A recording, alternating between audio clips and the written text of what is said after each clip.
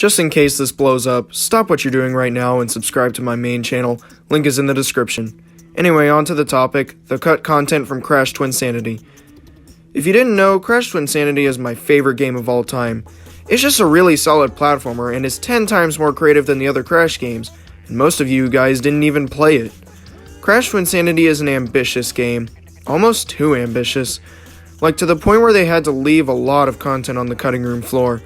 In fact, the final product is actually 1/3 of what was actually planned. I feel like the developers kind of bit more than they could chew with the limited time they had, and especially with the amount of experience they had. For some of the developers, this is their first game they ever worked on. But you guys didn't come here for some stupid history video, you came here for cut content. In this part, I will be talking about the unused cutscenes and touching on some of the concept art. Also, if I don't look at certain cutscenes or pieces of concept art, it's probably because I either don't know about it or I have no comment on it. Also, these aren't really cutscenes, they're just storyboards with audio. I'm just gonna call them cutscenes though, so shut up. Also, I'm not talking about anything that happened during the dark stages of development. What do I mean by that exactly? Well, the game was originally going to have more of a sci-fi tone to it, with a plot about the main villains taking parts of planets and making a huge planet. Why did they stop this idea? Well, it's because Ratchet and Clank had the same plot, so they didn't want to make it seem like a ripoff since they technically had the idea before Ratchet came out. Oh wait, I guess I did just talk about the dark stages of development. Oh well, what can you do? How do I even begin? I mean, it isn't like this is going to be a quick video. No, Crash Twinsanity was going to be one of the biggest and most story-driven platformers of the time. I guess I can start with the cutscenes that did make it in, but had more to them originally. During the cutscene where the snowball crashes into Dingodyle's house, there was originally going to be a bit more to it. Here, take a watch.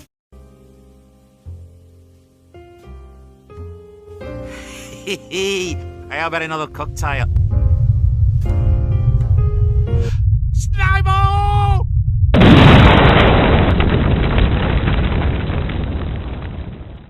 I've never been so humiliated. No amount of treasure could ever begin to compensate. Treasure, eh? Bonza. Yeah, that's it really.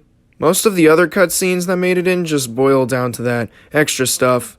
Some of them even have completed sound effects, so I have no idea why some of them still don't have them. I just find it kinda weird. You know what else I find weird? This monstrosity. Like seriously, what were the developers on when they made Cortex dress up as Coco? It's gross. Oh well, at least it's only in the beginning of the game and nowhere else. Of course they were planning to have him use that disguise later. I thought it best if I came in disguise. We don't want to attract the wrong kind of attention.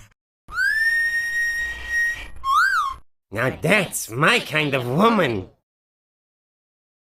Ahoy, my golden siren of the deep. I shall shower you with pearls and make you my sea bride. Dr. Cortex? How confusing. This seems like a plot point that doesn't matter, but think about it. There could have potentially been sections where you play as Cortex in that disguise. I have nothing but personal evidence to back this up, but I genuinely think there was going to be some mini-game where Cortex/Coco distracts Engine from trying to defeat Crash. I mean, you may think I'm crazy. You wouldn't be wrong. Seriously though, stuff like this is fun to speculate about. You know what else is fun to speculate about? This piece of concept art showing the Mecha Bandicoot in the native village. I mean, just think what could have come out of that. Our magic is no match for the twins' power. What we need is a little brute force. Mecha Bandicoot is equipped with an electronic brain, programmed with Crash's own cerebral patterns.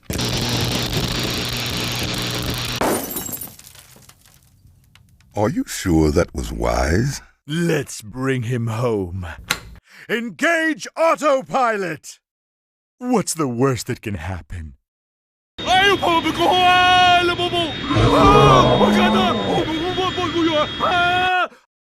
Oh.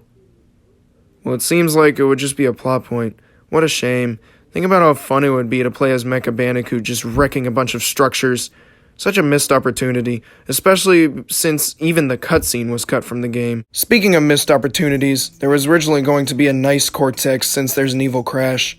Originally, Cortex and Crash were supposed to turn into their opposite versions when they went to 10th dimension. Your fur is so soft and warm. Something's wrong. Something's changed. A malfunction. Our personalities switched.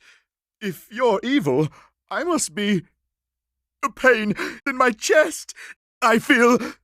nice. And I can't stand it. Help me! Nina, I'm so proud of you. No! Dendrobium thyssiflorum, the prettiest of all orchids. Ooh, Mr. Tiddles, why could drink of milk? Make it stop! You imbecile! What do you... Of course, prepare the rehab lab. Please. This doesn't really make sense to me, because wouldn't Nina turn nice as well? Also, wouldn't the evil twins be the nice twins in the 10th dimension? I don't know, man. This hurts my brain. There was also another iteration of Nice Cortex where he was a separate entity. Here, take a watch. We must be careful. The dimensions coexist in fragile equilibrium. Any contact with our alter egos in this reality could prove disastrous. Welcome to the 10th...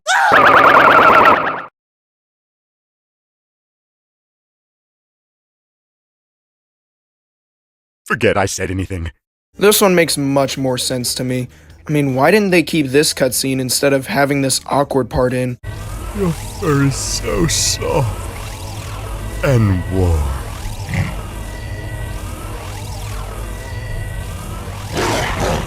Speaking of all this 10th dimension alter ego stuff, there was originally going to be an evil Coco. Here, take a watch. Nina, you scared me. Come here. Forget it. Ain't that sweet? It's a real man who ain't afraid to show his feelings, and my mom says real men prefer their cocoa hot and bitter. I'm not thirsty. Let's go.